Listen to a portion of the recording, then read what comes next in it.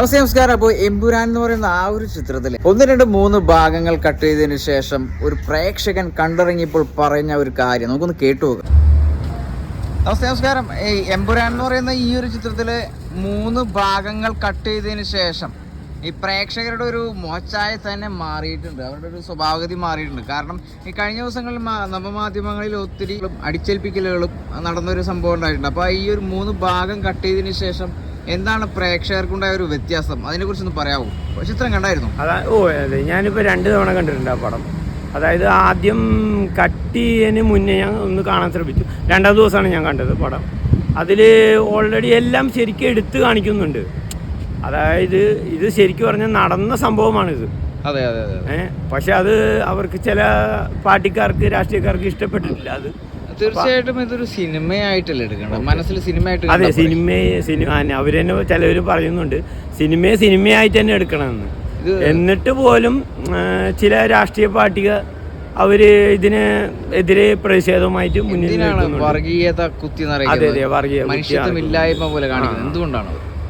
ഈ പറഞ്ഞ മാതിരി ശരിക്കും ഇപ്പം ഇത് ഗുജറാത്ത് നടന്ന സംഭവമാണ്. ഇത് ശരിക്കും സത്യം പറഞ്ഞാൽ ലൈവായിട്ട് നടന്നതാണ്. കാരണം എനിക്ക് ഇതിനെക്കുറിച്ച് കൂടുതൽ അറിയാൻ സാധിക്കുന്നത്, എൻ്റെ അമ്മയുടെ അച്ഛൻ ഗുജറാത്തുകാരനാണ്. അയാൾ 80 കൊല്ലമായിട്ട് അച്ഛൻ അവിടെ ഉള്ള കാലമാണ്. അവിടെ നടന്ന ഒരു സംഭവമാണ് ഇത് ശരി സത്യമായ. അതായത് അവിടെ ശരിക്കും ഇതിന് തുടക്കം കുറിച്ചത് ഒരു മുസ്ലിം പള്ളിയിൽ ഒരു പശു കയറി ചെന്നു. അങ്ങനെ ഒരു സംഭവം ഉണ്ടായിരുന്നു. അപ്പോൾ ഈ പശുവിനെ മുസ്ലിം പള്ളിയിലെ ആൾക്കാർ വെട്ടിക്കൊന്നു. അതിനെതിരെ ചോദിക്കാൻ ചെന്ന ഒരു ഇതുണ്ട്, ഒരു സ്വാമി. ആ സ്വാമി പള്ളിയിൽ പോയപ്പോൾ പള്ളിയിൽ അയാളെ വെട്ടിക്കൊന്നു.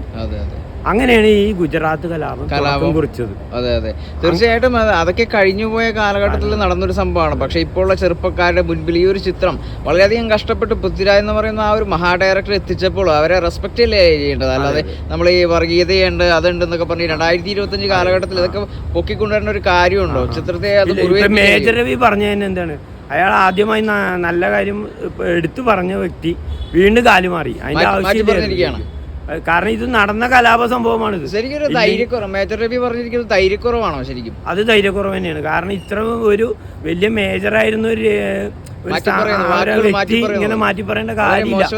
ഇന്ത്യയിൽ നടന്ന കലാപം തന്നെയാണിത്. ശരിക്കും അതിനെതിരെ ലാലേട്ടൻ പ്രതികരിക്കേണ്ടായിരുന്നു. ശരിക്കും പ്രതികരിച്ചിട്ടുണ്ട് എന്നാണ് എനിക്ക് തോന്നുന്നത്. പക്ഷേ ലാലേട്ടന് ഒരു ആൾക്കാരായിട്ടുള്ള ഒരു അടുപ്പത്തിന്റെ പുറത്ത് ഇത് മാപ്പ് പറഞ്ഞു ഒഴിവാക്കി. ആ ബന്ധത്തിനൊരു മുറിവേൽപ്പിക്കാത്ത രീതിയിലാണ് നമ്മുടെ മഹാനടനായ ലാലേട്ടൻ മുൻപോട്ട് പോകുന്നത്. ഇപ്പോഴും പൃഥ്വിരാജും ലാലേട്ടനൊക്കെ ഒരു ഗ്യാപ്പ് ഇട്ട് തന്നെയാണ് നിൽക്കുന്നത്. കാരണം മറ്റുള്ളവർക്ക് ഒരു ബുദ്ധിമുട്ടുണ്ടാകാൻ പാടില്ല, അവർക്ക് ബുദ്ധിമുട്ടുണ്ടാക്കുന്നുണ്ടെങ്കിലാണ് ലാലേട്ടൻ മാപ്പ് പറഞ്ഞു ഒഴിഞ്ഞു പോയത്. അല്ലെങ്കിൽ ഇപ്പൊ മറ്റുള്ള മുരളി ഗോപിയൊന്നും മാപ്പ് പറഞ്ഞില്ല. അതിന്റെ തിരക്കഥ മുരളി ഗോപിയല്ലേ. പച്ചയായ മനുഷ്യനാണ്, പച്ചയായി തന്നെ എഴുതിയിരിക്കുന്നത്. ഡയറക്റ്റ്ലി നടന്ന കാര്യം ഓപ്പണായിട്ട് കാണിച്ചിരിക്കും ചിത്രത്തിലൂടെ. തീർച്ചയായിട്ടും പ്രേക്ഷകർക്ക് ഒരു വലിയൊരു പൊൻതൂവൽ കൂടിയാണ് ഈ ഒരു ചിത്രം. ഇപ്പോഴും തിയേറ്ററുകളിൽ തിരക്ക് തന്നെയാണ്, കൂടുതൽ ആൾക്കാർ ഇപ്പോഴും കണ്ടുകൊണ്ടിരിക്കുകയാണ്. ഇപ്പൊ എല്ലാം വീണ്ടും ഇപ്പൊ 2ാം കട്ട് ചെയ്ത ശേഷവും ഒരുമാതിരി ഇതൊക്കെ എടുത്തു കാണിക്കുന്നുണ്ട്. ഈ 3 ഭാഗം കട്ട് ചെയ്തതിന് ശേഷം മറ്റുള്ളവർ വിചാരിച്ചത് ഈ പടം താഴേക്ക് പോകുന്നുള്ളൂ. പക്ഷേ മുന്നോട്ട് തന്നെ പോവുള്ളൂ, വീണ്ടും മുൻപോട്ടാണ് കയറി പോകുന്നത്. കേരളത്തിൽ മാത്രമല്ല ഔട്ട് ഓഫ് സ്റ്റേറ്റുകളിലും നല്ല മുന്നോട്ട് തന്നെ പോകും. തീർച്ചയായിട്ടും എമ്പുരാൻ എന്ന് പറയുന്നത് ശരിക്കും തമ്പുരാന്റെ ചിത്രം തന്നെയാണ് അല്ലെ. മഹാനടനായ ലാലേട്ടന്റെ വേറെ ലെവൽ ചിത്രം തന്നെയാണ്. ഡയലോഗ്സിന് എന്തോരം കുറവുണ്ടെങ്കിൽ അദ്ദേഹത്തിന്റെ ആക്ഷൻസും ബാക്കിയുള്ള കാര്യങ്ങളും മാത്രം മതി ഈ ഒരു ചിത്രം വേറെ തലത്തിലെത്തിക്കാനായിട്ട്. അപ്പൊ രാജുവിനെ കുറിച്ച് വെറുതെ അനാവശ്യമായ കുറെ കമന്റുകളുണ്ട്. പുള്ളി ഒരു നമ്മുടെ കേരളത്തുകാരൻ തന്നെയല്ലേ. ഒത്തിരി കഷ്ടപ്പാടിന്റെ ഒരു അതിർത്തി, അതിനപ്പുറത്തേക്കാണ് 4 കൊല്ലം കൊണ്ട് എടുത്തു തീർത്തത് ഈ പടം. അത്രം കഷ്ടപ്പെട്ടെടുത്തുള്ള പടം തന്നെ. അതെ അതെ അതെ, വളരെയധികം ടാലന്റ് ആയിട്ടുള്ള ഒരു വ്യക്തിയാണ് പൃഥ്വിരാജ്. പ്രേക്ഷകർക്ക് എല്ലാവർക്കും ഈ പടത്തോട് നല്ല താല്പര്യമുണ്ട്.